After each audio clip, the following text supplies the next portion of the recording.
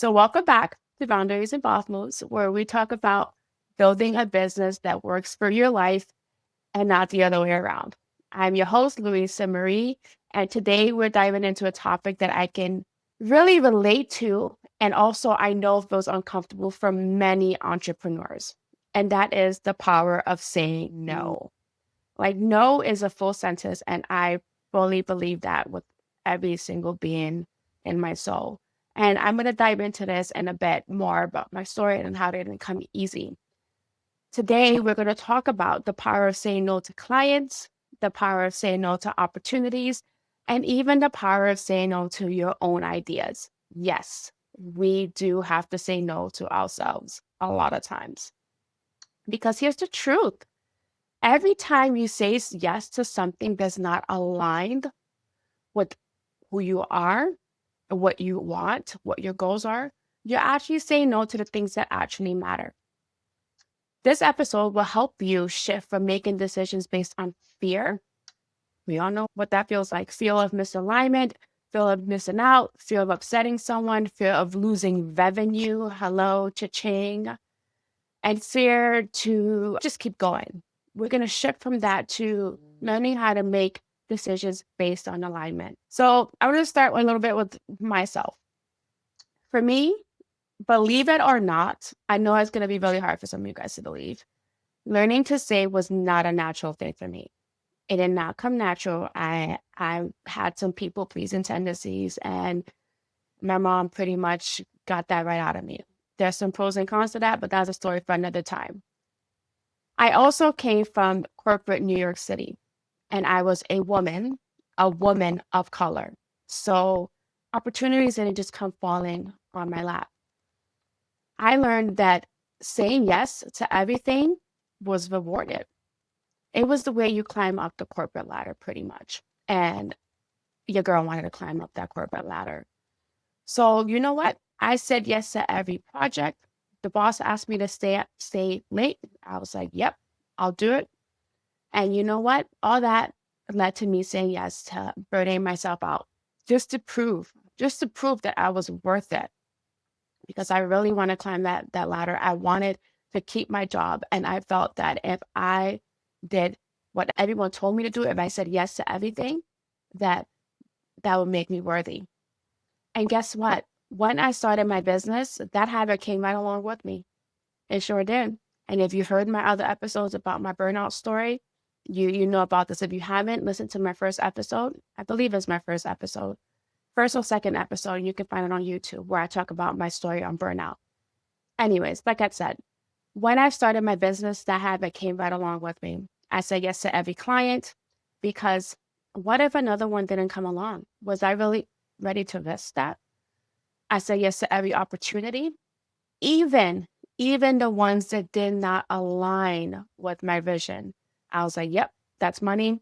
I wouldn't do that. I'm gonna help that person. And I even talked myself into like why I should have said yes to this person, even though I know that there was a full-on misalignment. And I said yes to actually my personal ideas that looked exciting in the moment, but pulled me away from my real goals. And you know what actually happened? I ended up overbooked, underpaid, and so overwhelmed. It was so overwhelming, and it wasn't even worth it. The turning point came when I realized that every yes that isn't aligned is stealing time, energy, and capacity from what actually matters. And every yes is a no to a dream client because my time is actually limited. And the irony of me going into this part as I just got this phone call is amazing. So this was a client that just called me. And I just had a really raw conversation with her, like maybe an hour ago, about how thankful I am for her. So this is a prime example of my no to someone was a yes to someone. So last year in November-ish, well, October, I signed a new client.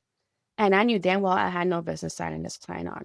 What happened was I had let go of another client because they were quite rude and disrespectful. And I was like, you know what, I'm not doing this. I let them go. And then this new opportunity came. And you know when you have that gut feeling that you're just like, oh, I probably shouldn't sign. I don't think this is a good fit. but you do it out of desperation because it's like, okay, I just let go of this client and I need to make some money. So I'm going to sign on this client. The red flags were there. I was trying to sign this deal. I was on vacation in Mexico and I was trying to sign on this deal. That should have been a red flag because first of all, she was not honoring the fact that I was on vacation. Anyways, if you're guessing, if you guessed that this client was a little nightmare, I think I lasted 6 months with this client. It was a time suck and it actually hurt my business, not just mentally, but even financially, because I was like, I can't handle this woman. So I just outsource as much as possible. I paid top dollar for this lady to have all the proper help so that I didn't have to be in the trenches. And yet I was still in the trenches. Eventually I was like, I can't do this anymore. And I let her go. And for a few months, I was like, I don't know if I'm going to be able to keep on with this business. I didn't have any clients. It was just a dry spell. The economy is not doing the greatest. Not many people are hiring assistants, so none of that, right?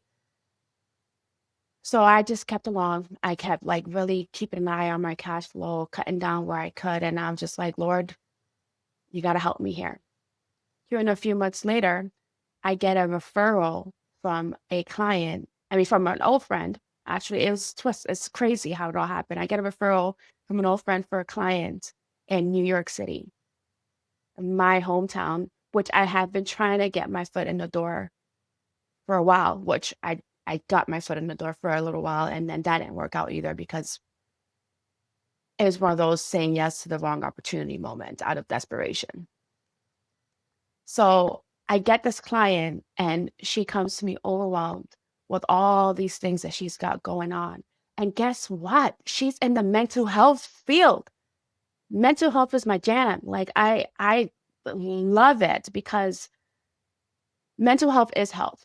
And that's kind of my mantra. Like I'm helping you build a business in a way that feels good for you sustainably and making sure we're honoring your mental health.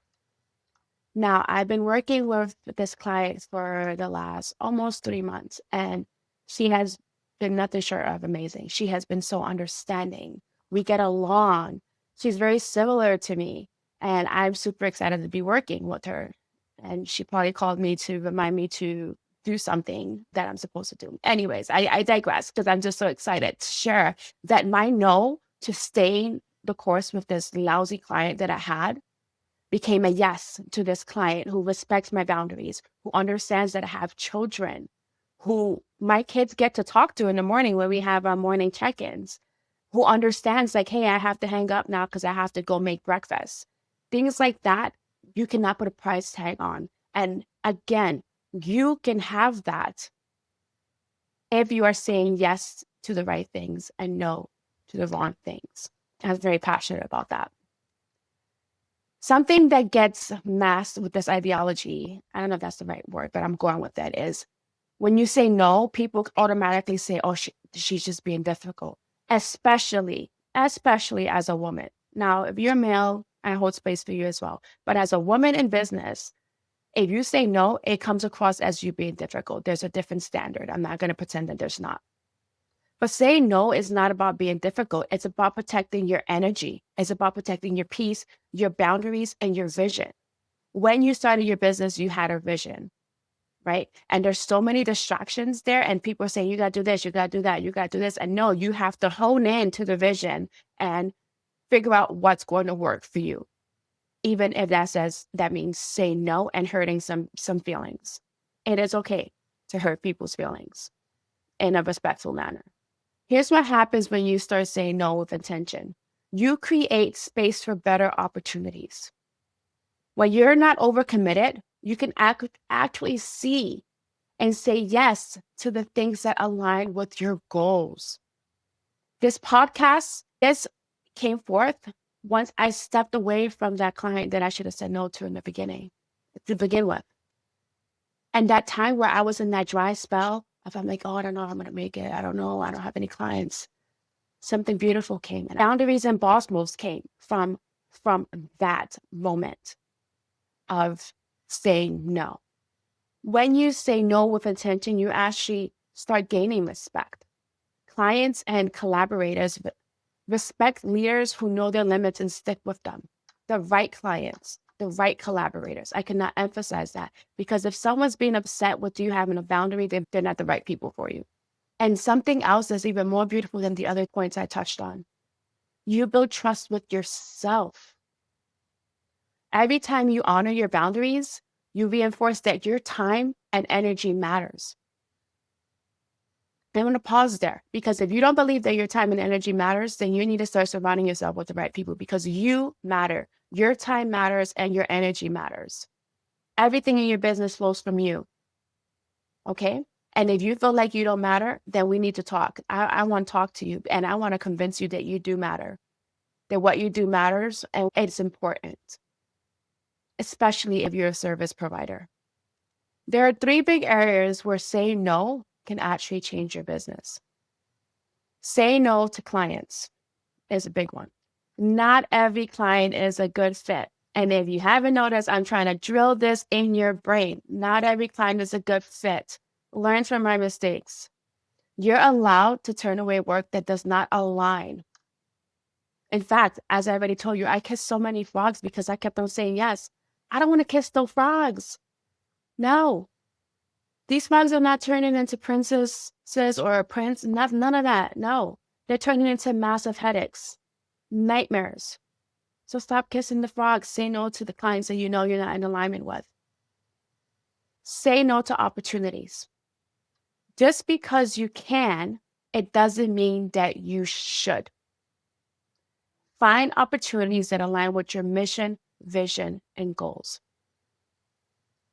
I'm going to pause there because something just popped up in my head.